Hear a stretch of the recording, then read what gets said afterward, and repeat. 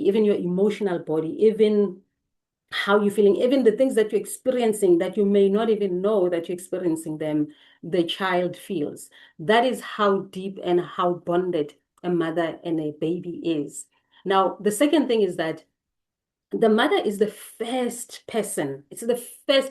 I mean, it is also said that babies don't know that they are separate from the mother. They don't know that they're two different entities until about a year old. I stand corrected. I could be wrong.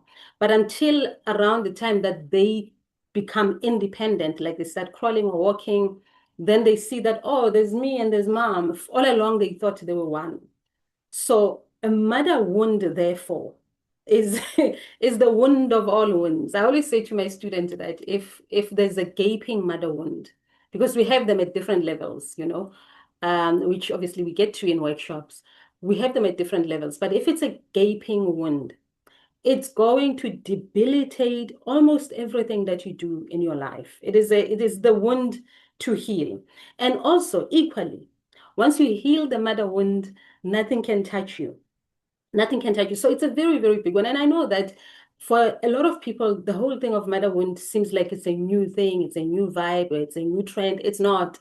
It's old. We're just discovering it now. I discovered the teachings of a mother wound about 7, 8 years ago, and it scared me for a while because I was like, mother wound, because it just terrifies you. The word itself terrifies you.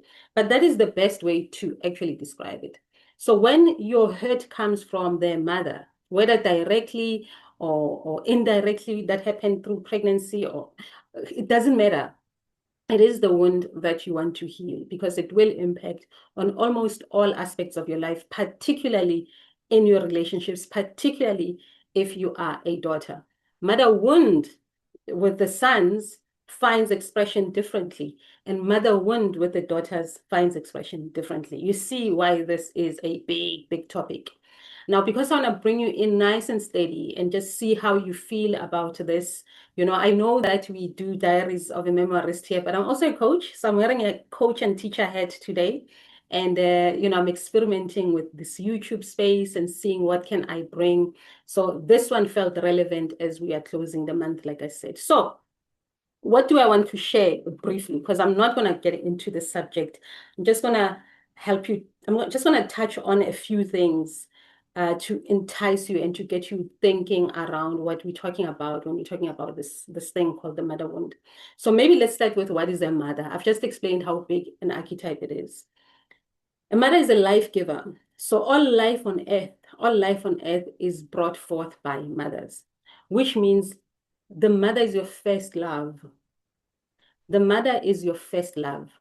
And a pain that's inflicted by a mother becomes the main pain.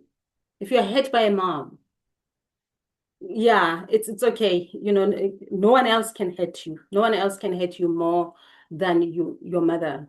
And this is why, because mother is your first love, this is why no matter how your mother is, no matter how cruel or mean or whatever the mother is, you still love your mother and you still want the love from your mother because that is the ultimate love. That is your person. That is where life literally comes from. And obviously, life comes from God and from the universe and from a higher place. But here on earth,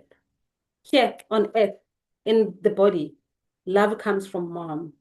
So a mother is, and as you know, I mean, in society, a mother is central to the home. I think this is why no matter how poor a mother is, or no matter how poor a household is, a mother is going to make a plan that the children are fed, the children are clothed, no matter how meager and how small the meal is, which I believe is why a single household, a single mother home thrives more than a single father. And I'm not saying all.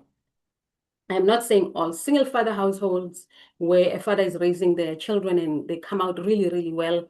There is a big part of a mother energy, of a feminine energy that exists in that man. And by that, I don't mean, I'm not talking sexual orientation. I'm not talking homosexual or gay or anything. I'm just talking energies here.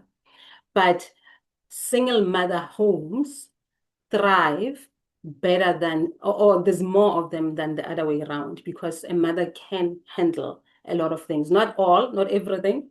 There are roles that men play that bring out a child. That's why you need two. That's why you need both. But the point I'm making here is that a mother can hold a home together because a mother takes care of the kids. At a certain age, a father needs to intervene, but we'll talk about that some other time. So a mother is a big archetype. Therefore, being hurt by the mother becomes a serious, serious thing. So how does a mother hurt you? Or rather, let's talk about what exactly is a mother wound. It's multi-layered, which is why we want to take it nice and slow. Mother wound is multi-layered. Mother wound is at a different level. It's all the traumas, all the problems, all the issues that your mother never dealt with in her life.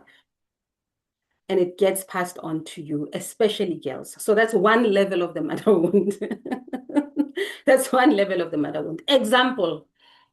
And I'm going to use an example of a very, very famous person because this is a person who spoke about this. And I think it's just the best example to make a point, to bring this point home of everything that you've never healed from, every trauma you've experienced, everything that the mother never really dealt with. The mother just opened the drawer and put it there, gets passed on to the daughter. Example, Mama Iyanla Van Zandt likes to share the story. She did not know her mother because her mother died at 2. She was 2 years old when her mother died. And then later on in life, Iyanla becomes this young woman who is drawn to married men. No matter what she does, no matter where she is, the person she falls in love with, ultimately she discovers that this is a married man. So she's living this life of being a mistress. As she starts her healing journey and so on, she finds that her mother was a mistress almost all her life. Which means that patterning, in fact, Mama Iyanla calls it's a pathology of some sort.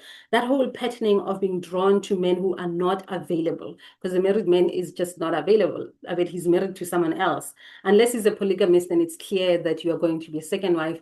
This is an unavailable person. And Iyanla did not have to know that mother, did not have to even witness it, did not even have to see her mother do that for her to repeat the pattern. She had to repeat the pattern. So that is an element of a mother wound. And I'm sure you're sitting there like, yeah, so how do I heal that? We'll get there. Maybe next Sunday, I'll